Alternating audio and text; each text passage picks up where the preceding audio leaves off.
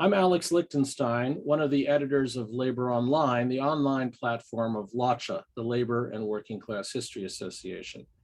I'm here today with John French, author of Lula and His Politics of Cunning, a biography of the former and perhaps the future president of Brazil, Luiz Inácio da Silva. John's book, published by University of North Carolina Press in 2020, is far more than just a biography. It's also a rich social history of the making of the Brazilian working classes during the second half of the 20th century.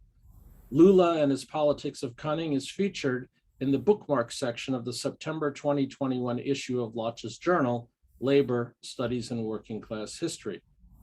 That roundtable, open to readers without a subscription to the journal here on Labor Online, includes commentary by myself, Adrienne Lerner, Patron, Alejandro Velasco, Antonio Luigi Nero, and Brodwin Fisher, followed by a vigorous response from John himself. By way of introduction to this roundtable, I wanted to ask John French to speak a bit about his reasons for writing this book and his experience of producing a biography of a working class leader. So welcome to Labor Online, John. Well, thank you very much. So let me begin, John, by asking you a very specific question. Why did you decide to write this biography of Lula? What drew you to Lula as a historical figure, and why did biography seem to you a useful method to write about the Brazilian popular classes? Well, I'd have to say that when I arrived in Brazil for the first time in 1980, it was right after the defeat of the third of a sequence of big strikes that had been led by Lula, at the time a 33-year-old union president, that had struck the center of the automobile assembly industry in Brazil and made international headlines. If you go back to '79, which is the second of the strikes, he was, to quote the New York Times editorial, Lula is to Brazil what Lech Walesa is to Poland. Under a military dictatorship, workers in large factories, the VW factory had 40,000 workers, so it's really the classic Fordist sort of world. Other factories of 25,000 and so on. And at the time, he was actually under indictment for treason and had been jailed for a month. I didn't actually meet him at that point, but I was interested in the question of this industrial region, and that's what I did my first book and my dissertation about. On the other hand, I didn't actually address the contemporary stuff, in part because of the security issues. It was still a military dictatorship for another 5 years.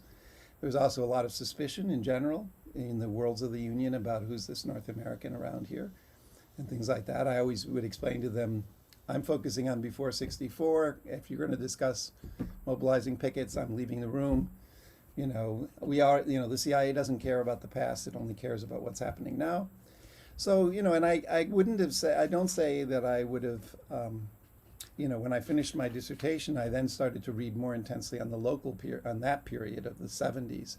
And I was planning what was not a biography at all. It was a classic, what by now would be considered a boring, cutting edge, comprehensive, labor history of production. It was going to be metal workers of ABC 1950, 1980, showing the links and looking at the period. But of course, that was something that lost its appeal in the U.S. academia. It lost its appeal in the U.S. academia in the '90s, and that's really when I began to think about. I did a book on labor law instead, in the mid '90s. I worked on that, and then I really decided to really, since Lula, nobody was really paying much attention anymore to Lula as a labor leader, because Lula at that point was somebody who had come in second in 3 presidential elections in a row. So I decided that to really follow Lula out of ABC and out of the world of labor and into the world of politics, which led to exactly a biographical method. And a biographical method is something that's I was open to it and sympathetic to it, because Jean-Paul Sartre, whose Search for a Method period is really about the importance of biography to understanding and to a proper understanding of lived experience, contingency, and so on. So I was really open to it, and I have the advantage that the workers' struggles from the 50s through the 80s are extremely well documented, which allows me to ask questions and to put the individual life directly into the context of the broader texture of life, not just of other labor militants or members of the union, but family, neighborhood, and the flow of political events. So I think that biography. I mean, I have read a lot of biographies. I'm reading all of. I've read both of the. I've read both of the Kotkin volumes on Stalin. I've read the new Sunni book, which is 800 pages to get Stalin to as young revolutionary up to 1917. I think it's a really important and interesting, tool that really forces you to think less abstractly and forces you to reframe your questions. I mean, certainly one thing about this book, it is not boring. It is thrilling to read. So, and in part because you trace this one individual. So what do you think those interested in labor history, Brazilian labor history, of course, Latin American labor history more widely, but of course, readers of Laccia, who many of whom focus on US labor history, what do you think labor historians will find of most interest in this book? I mean, I would say that it has a genealogy that reflects, things that I've learned from the field of U.S. labor history. I was a student of David Montgomery, of Bruce Laurie, the engagement with the actual process of work and the particular role of skilled workers was a classic one in Ron Schatz's book as well. That was done in the 70s when I was at Pittsburgh. And the fact is that the role of the skill, what's really interesting in this case for labor historians, especially in the North Atlantic world, is that world of David Montgomery and workers' control and the destruction of artisanal forms of production within the industrial world, that introduced mass de-skilling process, of which Lula is one of these de-skilled metal lathe operators. So really what you have is that the set of assumptions are kind of after de-skilling, that pretty much in the destruction of the unionism associated with that, which is behind Clydeside, it's behind the Homestead fights and so on, that more or less this more debased mass industrialization with skilled workers who've been fragmented into a bunch of different dozens of occupations. I could name them all in Portuguese. I spent a lot of time mastering them. But on the other hand, of which the top is tool and die makers, which is always true. On the other hand, what it ends up discovering is that when you're talking about an area that's not industrialized at all, the difference between the behaviors or the things you expect of skilled workers is actually not all that different from what the struggles, in many ways the struggles, even though they're de-skilled, the context of the relative skill that it represents, the existence of social mobility, many of the characteristics that Montgomery establishes to be characteristic of machinists in the U.S., which is the union that represents them and the term most commonly used, are also common to these skilled workers. In the context where they're a tiny minority in a mass production assembly line industry. So I think from that point of view, there's a lot of dialogue with U.S. labor history, and then the other part of it would be, one of the great divides was always in terms of big figures that had big influences on me. Another divide is, of course, there's David's focus after his first book on the question of the workplace, but then you have the Gutman School. And the Gutman School, I will say, I was friends with Herb Gutman when I was in high school. He and his daughter and I were active in things. He recommended where I went to do undergraduate work. Because I wanted to do history. And the other part was that this biography has allowed me, I've always thought that the divide between community and workplace is too harsh and too confining.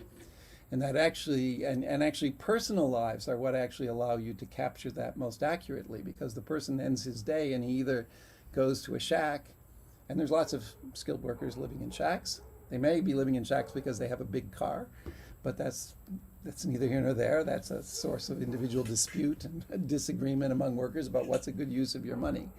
Or they could be going to live in a public housing project, or they could be going to live in, all of those worlds are going to be very different. And that also is the great point about religion, is that religion and religiosity and the languages that are used, that are the languages, the sort of the idioms of a given population. Those are the idioms that people have to learn if we want to understand what mobilizes them. The fact that people feel uncomfortable with the fact that religiosity, especially Catholic religiosity, was very big in the strikes among these workers, including collectively saying Our Father, the prayer Our Father in strike rallies. This is super important. It's not simply a detail, although it wouldn't have tended to get attention. So I think those things will all be of interest to there. The community work connection also very much raises the issue. That's the other revolution in going back to Joan Scott, but that my work has been involved with as well, which is the issue of gender, because of course the working class has two genders, at least two genders, and the fact is that the relationships, the ways in which masculinity is structured, is profoundly important. I mean, the metalworking industries that I deal with are 90% male. It's a very homosocial, very masculinist world. The trade unions as well, and it actually makes one of the things that makes that union interesting is that they're actually interested in mobilizing the minority of women in their categoria, in their constituency. So I think there's a lot of reasons why it'll be of interest. I mean, the final one, I guess I would say, is just Brazil is the country where the largest number of African-descended peoples outside of Africa live. Most Americans don't know that. It far dwarfs the population of Afro-North Americans, which is not to say that Afro-North American struggles are not, in fact, in some ways the vanguard of struggles that sets an agenda, in part because they're from a powerful country. But on the other hand, the particular interface between class and race, which is a question that came up in the roundtable, is a particularly interesting one, especially when you're dealing with a working class whose majority is non-white. So to turn to that, what did you find most interesting or challenging or surprising about the 5 contributions to the roundtable, which you then responded to, and which people can read all 5 of those and then your response? But what would you suggest people look for in that interchange? I think every one of these things taught me something about the book that I didn't know. I was most interested. I mean, one of the contributions by Lerner Petron, for example, who works on Amazonian cities. And he, of course, one of the things he emphasizes, which I knew, but in some ways I didn't know as much, really has to do with the question of what are the questions you can ask if you have contemporary ethnographic and sociological case study stuff with interview quotes and interviews and things, hundreds and hundreds and hundreds of them, with working class people, rank and file working class people, and what do you learn? What can you do with this compared to most worlds? At some point in the book, I make the point that we understand the sit-down strikes in the that led to the UAW in the 30s much less well than we understand what happened in ABC. Because the documentation is not very good. The documentation at the time was not very good, but in the Brazilian case, the growing influence, the arrival of university education, the introduction of sociology, the influence on young intellectuals in the 50s of Marxism resulted in a whole generation of people that set out in search of the working class and therefore documented them in ways that are very, very rich and very, very wonderful. Although you often disagree in the book with their particular interpretation and point of view, even while you draw so effectively on their rich documentation. Yeah, and they evolve over time. It's a matter of their learning about what they're dealing with and things like that, and which will lead eventually to the PT.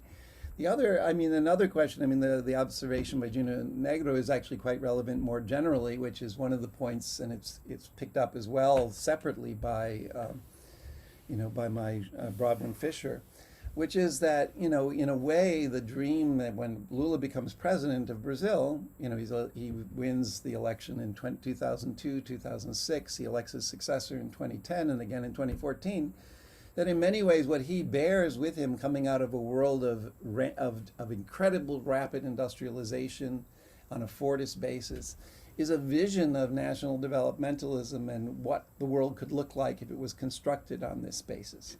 If you took seriously the pretenses of the idea that mass consumption is the basis for a properly dynamic and more egalitarian thing, that fairness and egalitarianism actually contributes to capitalist development. And that in some ways is what, is what, even though the world has disappeared by the 90s and early 2000s, the world of giant factories has disappeared in terms of Brazil, as it has elsewhere, leaving communities, many of them very devastated and abandoned as they are here. On the other hand, the dream that came out of that period of time, that in some ways Lula incarnates, has been a. So that was a very interesting set of comments. The Broadwin also talked about something that's a favorite of mine. That's going back to an observation. I'm not sure she had read the original Sartre or not, but Sartre has the point that the future lies at the heart of the present. You can't understand decisions people make unless you know how they expect things are going to turn out, or what they think is reasonable to expect things are going to turn out. And one of the points she makes is that in many ways, the issue of the possible futures, that's the contrast between now and then, is what are the credible futures within which people can imagine things. And I think that that's probably the final takeaway here for the readers of Lacha, the members of Lacha, which includes me since the founding of the organization, is that in some ways, if you don't, unless you have a proper, unless you have, you really need to have some sense of possibility and some sense of it's fine to be super critical, it's fine to be super disillusioned, to be absolutely realistic. I'm absolutely realistic, but it has to be balanced with something else. The example of Brazil suggests that it's possible to imagine, even in our own lifetimes, a working class that has managed to impact the entire national trajectory and political trajectory of its country, to produce, to produce a president, who is the most successful politician in Brazilian history and Latin American history, probably beyond being the only working class president in world history, actual working class president. Also somebody who has been more successful in politics, just in terms of presidential politics, who's probably going to be reelected after having been jailed to keep him out of the race in 2018, probably going to be reelected next year.